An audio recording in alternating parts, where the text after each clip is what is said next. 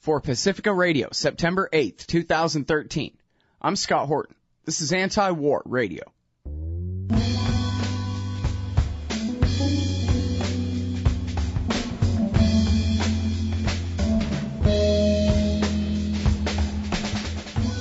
All right, y'all, welcome to the show.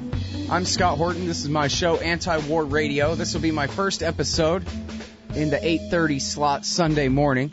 Very happy to be here with you in KPFK's esteemed public affairs lineup Sunday morning here with you guys. So thanks very much for tuning in. Basically, the deal is I'm here to debunk war party lies. None of these wars have any legitimate justification, only lies. So my job is making sure that you guys have no reason to believe them. Simple as that. If you want to take a look at my full interview archive, there's almost 3,000 interviews now, going back to 2003 at scotthorton.org, including more than 150 with our guest today, Gareth Porter, my very favorite reporter out of all of them, and I've got a lot of favorites. But the great Gareth Porter is the master debunker of war party lies. He's an independent historian and journalist. He writes primarily for Interpress Service at ipsnews.net. That's ipsnews.net. And he also does a lot of great work at truthout.org. And in fact, last year won the Martha Gellhorn Prize for his work there about the surge in Afghanistan. Stanley McChrystal and David Petraeus' special operations and the civilians killed at truthout.org. And at issue today is a Truth Out piece from last week, How Intelligence Was Twisted to Support an Attack on Syria. Welcome to the show. Gareth, how are you doing? Good. How are you, Scott? I'm doing great. I really appreciate you joining us. And I sure do want people to hear what you have to say. Again, the piece is called How Intelligence Was Twisted to Support an Attack on Syria by Gareth Porter at truthout.org. And there's another one coming out very soon. But so tell us about this government assessment, Gareth, that the administration put out, the intelligence assessment about the alleged chemical weapons attack by the government of Syria on rebels in eastern Damascus last month. Right. This is my next piece, which I'm still working on, still finishing up. And the main point, or the main two closely related points of the piece are that the general assumption, the general impression of the news media and Congress, which translated into the general impression of the public, that the administration had released a summary of the intelligence community's assessment of the evidence regarding the alleged August 21st chemical weapons attack is completely wrong, because what actually happened, as I'm now able to report, is that the administration wrote its own assessment of the intelligence and presented it as though it were, gave the impression clearly that it was, in fact, an intelligence community assessment.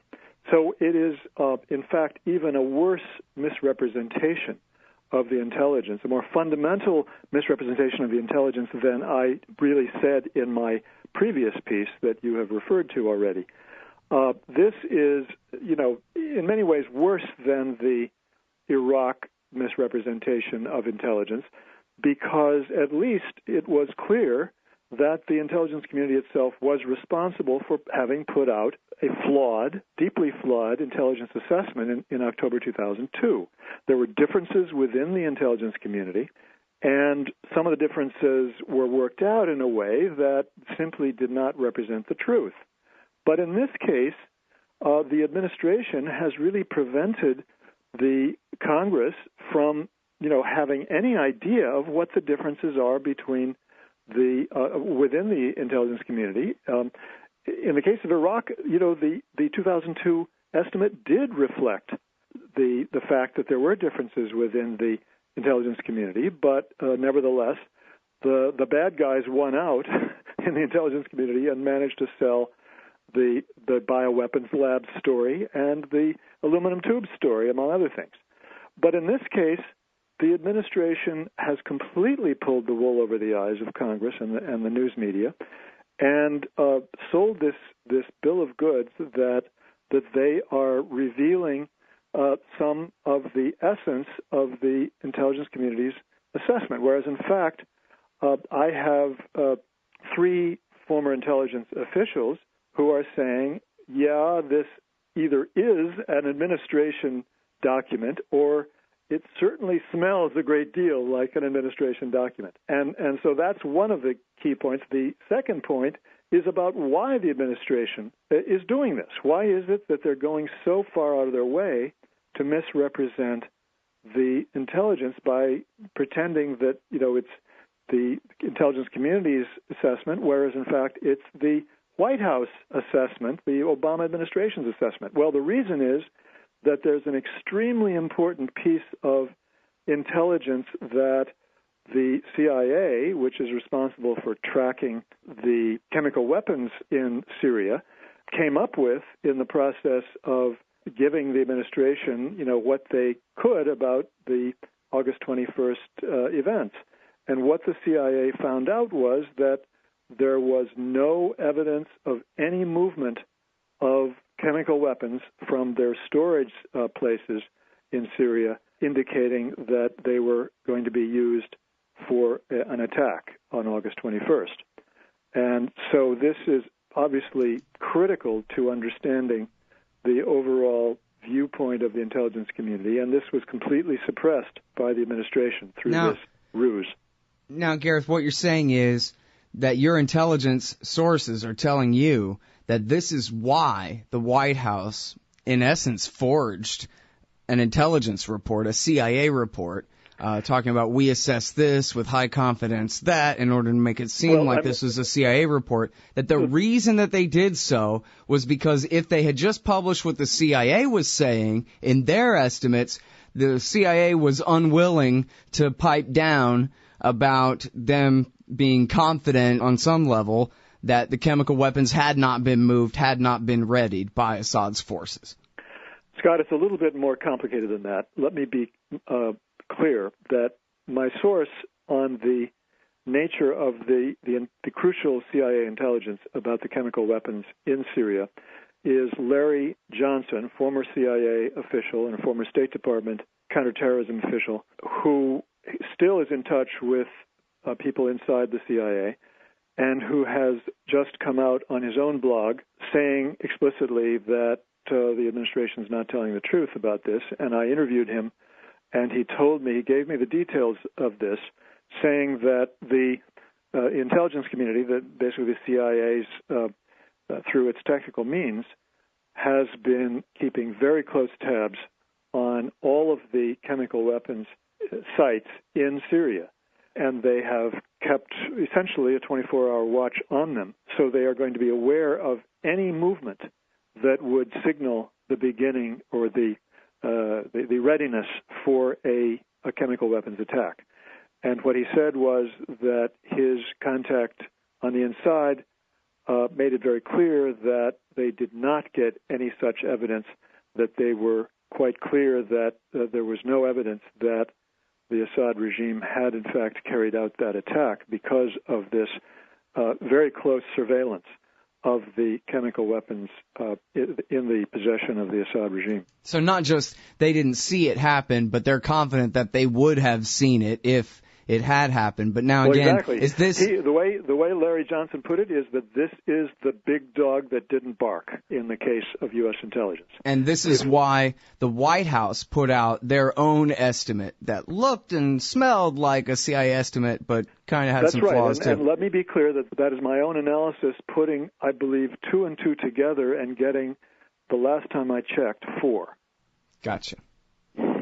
Well, and it makes good sense because there's a lot of other flaws in this thing, which you've already documented. And it seems like even the White House was, even if they're willing to lie about where this report came from, they still kind of admitted where they were lying. If you read between the lines in the piece, as you point out over and over again, they switch straight into mealy-mouthed weasel words when it comes to some of their starkest accusations against Assad. It's pretty blatant. Exactly right. That in the actual White House document, their description of this set of intelligence pieces of intelligence that they claim makes their case in an ironclad fashion, they had to resort to some very tricky language in order to present it in such a way as to make it persuasive. Whereas, in fact, I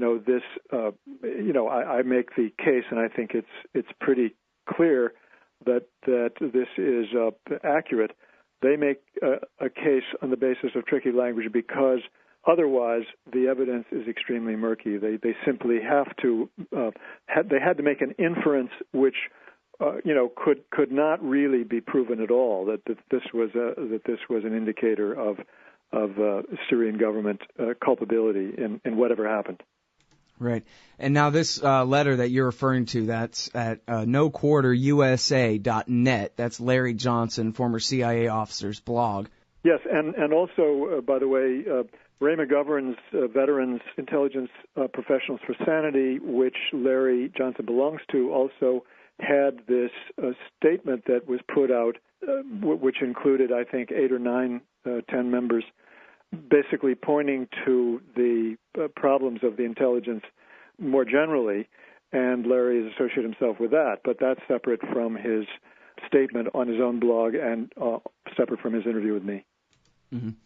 Well, and it's pretty strong language in that VIPS letter, too, where they say, kind of sarcastically, "We regret to inform you that some of our former co-workers are telling us categorically that contrary to the claims of your administration, the most reliable intelligence shows that Bashar al-Assad was not responsible." So this is a lot of former CIA, a long list of former CIA saying current CIA are telling them this, right? That's huge news. Well, I think Ray's former CIA and a couple of others are from FBI and other categories. But in any case, the point is that this is based on Larry Johnson's personal contact within the agency, people who are still telling the truth, and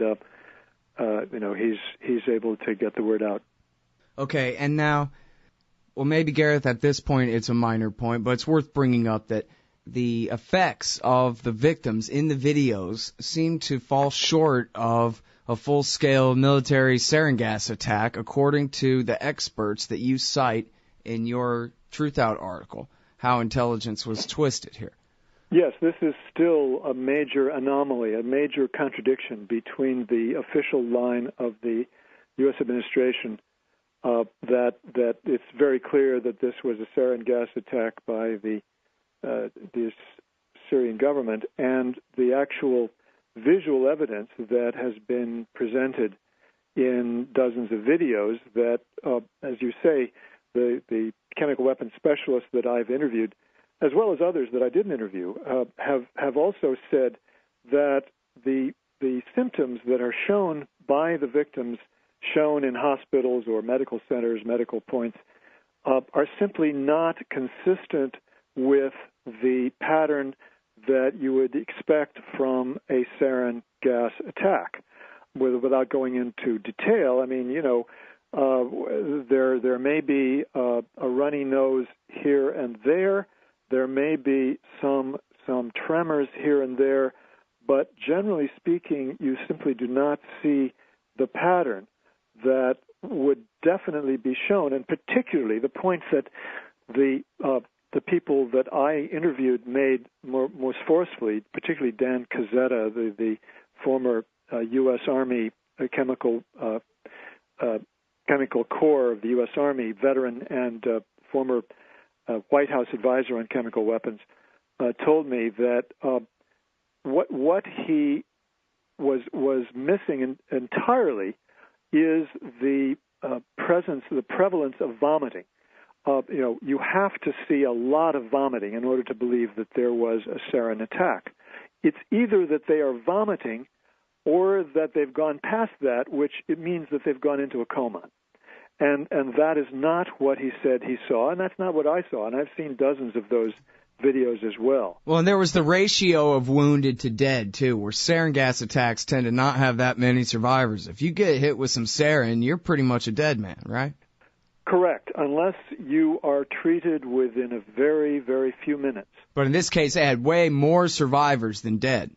That's precisely right. I mean, this was the second major anomaly, and in fact, what the two gentlemen that I interviewed at length, Dan Cazzetta and Steve Johnson, a British specialist, were saying was that this was really the biggest anomaly, that this was the thing that seemed most to tip over the conventional position that this must be a sarin attack, because what we were picking up from various sources, including one of the doctors who was quoted by one of the major networks, one of the Syrian doctors was saying, as I recall, he treated 900 people and 70 died. That's less than 8% lethal rate of lethality, which is extremely low. It's much too low for a sarin attack, and the figures that were put forward by the Médecins Sans Frontières or Doctors Without Borders, similarly, were just completely out of whack. I mean, they were showing less than 10% of the total number of victims had died from the attack. So it should be the opposite. It should be very much the opposite. And now, were they saying that they were leaning really hard one way or the other, whether it was a different substance altogether or whether it was diluted? Because it seems like the German and the Russian intelligence services are both saying that it looks like amateur-made, diluted weapons, maybe former military-grade stuff or something. Well, I mean, I know that is a theory. It's not just Russians and other country specialists, but specialists in Britain were also suggesting the idea of a low dose attack.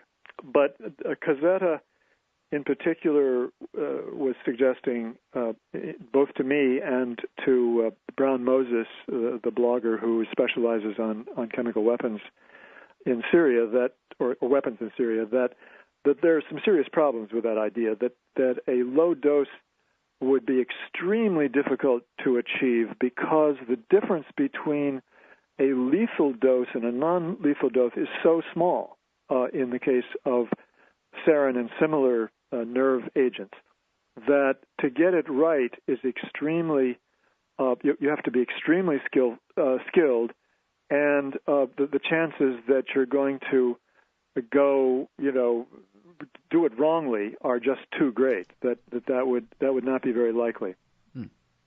Well, and so do you doubt the Russian report about the earlier gas attack, where the reason that they concluded that it was a rebel attack back in March was because of the amateur nature of the chemical weapons? Well, first of all, let me just say that the specialists on chemical weapons who I interviewed, neither of them claims to understand what happened. I mean, it's still a mystery. They're still saying we need more information. We're still struggling to figure this out. They have not come up with with their pet answer to that question. And I'm still in the same place. I do not have an answer to what remains a mystery. And with regard to the earlier attacks, I'm still researching this, and I'm going to write another piece once this one is finished. But what strikes me is that they're quite different. Each of the earlier attacks seems rather different from the one, or at least the ones that I've looked into. The circumstances are quite different from the one on August 21st. I don't want to get into try to take too much time right now on this, but in the first place, I mean, the first one where there's actual published information was a government-controlled town, and the idea that the Syrian army was going to attack its own people, the people who were supporting it, doesn't make any sense. And the official position of the United States, as you may know, is that, well, they made a mistake. They meant to hit an opposition base, and they simply missed. Well, I don't think that's the case. I mean, it was a single weapon of some sort that was dropped. So that doesn't really add up. So I just want to emphasize the differences that you find when you look into those earlier ones. Not just the scale, but in the circumstances and even the nature of the weapon that is claimed to have been used. Mm-hmm. All right, so I'm Scott Horton. This is Anti-War Radio. I'm talking with Gareth Porter, the great, from Interpress Service. That's my name for him. He doesn't call himself that. He's far too modest. IPSnews.net is where he does most of his journalism, also at truthout.org. Again, this one is How Intelligence Was Twisted to Support an Attack on Syria, and then there's a brand new follow-up coming soon. But I want to talk a little bit about domestic politics with you here because, wow, this is kind of really a momentous thing that there seems to be a really good chance that the people's will, through their House of Representatives, could stop a war, or at least tell the president that he may not start one. What do you think? Well, I agree with you, and I think it's an extraordinary moment in American history, one that I certainly did not predict. I do not claim that I saw this coming at all. In fact, when I was asked in a radio interview maybe a week or so ago, I said, well, I think it might be reasonably close, but I have to believe the administration is going to prevail on this simply based on on past experience. And I think it turns out that we are at a tipping point. Like many other tipping points, it's not something that you might have predicted well ahead of time, but various trends sort of converge here, and suddenly, time has run out for the war makers in this particular instance. They seem to have completely misunderstood the temper of this population, and I would say particularly the temper of that proportion of the U.S. population that cares about war and peace issues. I mean, what we're seeing and hearing from congressional offices is the most extraordinary thing that I've ever heard of. You're hearing that in one case after another, the combination of phone calls, emails, and letters that they're getting are running 95 to 98.5 or 99% against going to war. This is the closest thing to a complete consensus that you'll ever see in American politics. Right, and on the right issue, on the right position, on such an important issue. It really is amazing. There's a piece in military.com about Representative Tim Walz. Apparently he's a Democrat from Minnesota and held a town hall. And I think the way it reads is that he asked the people to kind of line up and come up one at a time and talk to him about it so that they wouldn't feel pressure, in front of everybody, that they could really tell him what they felt. And it was unanimous, 100% against it. And then, of course, he says, well, I haven't made up my mind yet. That is totally believable to me, absolutely. And it's really an indication that the war system has gone too far, has gone on too long, has extracted too much in the way of treasure and blood and agony from the American people. All right. So then, whose war is this anyway? Well, I mean, this is of course, I think the mystery of this moment. Why do we have? I mean, this is a war that has no visible means of support whatsoever. I mean, there's no reason for it. There's no viable argument for it. There's no constituency for it to speak of, and yet you have this extraordinary effort by the White House to try to push this through. First of all, I do believe now something that I did suggest a couple of weeks ago, which is that Obama himself went to Congress as a way out of this.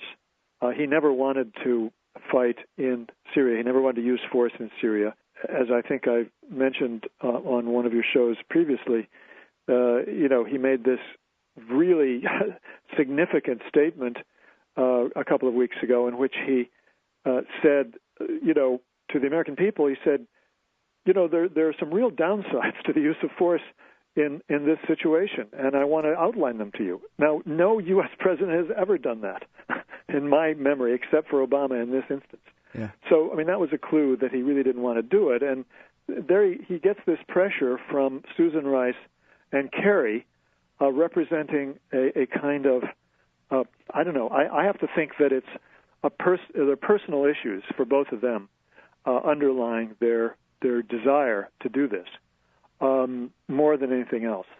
And I mean, I think the Air Force would be fine with carrying out a war in Syria or carrying out a bombing campaign in Syria, but nobody else in the Pentagon or the military is in the slightest open to this. They're all even totally the chief of the Air Force put out one leak against it, saying, "Well, we don't have the forces." And he was mostly, I think, crabbing about sequestration and wanted his money. Yeah, but well, that could be. Yeah. But it was all. I mean, he was really saying we're not prepared to do this right now, which is pretty significant. Right. This is like the military and the Pentagon in the wake of Vietnam. They have to have a period of recovery, and they really are not. It's just not a time for them to go to another war. And I think besides that, I mean, that gives them a sense of realism, and they're saying, well, wait a minute. I mean, what about the risks of this as well? Mm-hmm. So it does come back to some kind of X factor, which I do in fact believe is, the psychology of power with regard to John Kerry and Susan Rice. I mean, I think that they both have problems with their personalities that have to do with the need to feel important by doing something big. And, that the easiest way to do something big when you're in the national security environment is to make war, and here's their opportunity. Yeah, but the first person I ever heard accuse Bashar al-Assad of using chemical weapons was Benjamin Netanyahu, the Prime Minister of Israel. Yes, that's correct, and as we both know, AIPAC is pushing for this in the Congress, and one of the side benefits of this present situation, this incredible turning point, is that AIPAC could get its worst drubbing of all time, and perhaps break the spell that it has had on members of Congress for so many years. I sure would like to see it. All right, well, we're all out of time. We're far from out of issues to cover here, Gareth, but all out of time on the clock. But thank you very much for your time on the show today. My pleasure. Thanks very much, Scott. All right, y'all, and that's Anti-War Radio for this week. I'm Scott Horton. Thanks very much for listening. My full interview archive is available at scotthorton.org, and you can follow me on Facebook, Twitter, and YouTube at /Scott Horton Show. See you next week.